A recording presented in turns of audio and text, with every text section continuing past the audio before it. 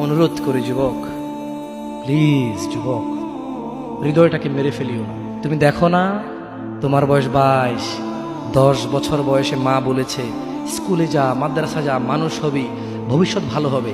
তুমি শোনোনি cricket, football, cinema, নাটক, কোথায় বিয়ে, কোথায় গায়ে হলুদ, গান বাজনা বাজিয়ে তোমার জীবন কাটাই দিছো। যুবক দেখো, 22 বছর বয়সে তুমি মূর্খ। তোমার পাশের বন্ধু পাইলট স্কুলে পড়ে, হ্যাঁ 10টা টিউশনি পড়ায়, 30,000 টাকাও কামায়। হ্যাঁ, তুমি যাকে বিয়ের প্রস্তাব দিচ্ছ কেউ রাজি নাই, ওর জন্য 5টা ঘর আসে। ওর মা বলছে এখনো ছোট, আরো পড়াশোনা করুক। আর তুমি বিয়ের জন্য হন্য হয়ে খুঁজতেছ, কোনো রিক্সাওয়ালাও তোমাকে মেয়ে দিতে রাজি। তুমি দেখো 10 বছর 15 বছর বয়সে যদি মায়ের ওই কথা মেনে নিতা, তাহলে তুমি আজকে উপকৃত থাকতা। আমি জামশেদ মজুমদার 27 বছর বয়সে এসে তোমাকে বলছি তুমি গান বাজনা ছেড়ে দাও।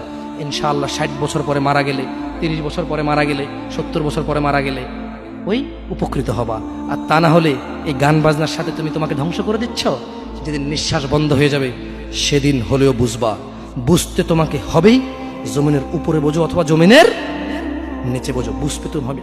শোনো, আল্লাহ কোনো কিছু বলেছে আর তুমি বুঝবা না, আহা হা, পার পাওয়া যাবে না। তবে তোমাকে বলি, যা করেছো করেছো, যা গান বাজনা শুনেছো শুনেছো, এবার আল্লাহকে ভয় করে সব ছেড়ে ইস্তেগফার করো। বলো, আল্লাহ আমাকে ক্ষমা করেন, আমার এই 2 কানে গলিত সীসা ঢালিয়েন না ইয়া আল্লাহ। এ আল্লাহ, আজকে আমি উপলব্ধি করছি, আল্লাহ আমি আর কখনো বাদ্যযন্ত্র দিয়ে নিজেকে আনন্দিত করব না।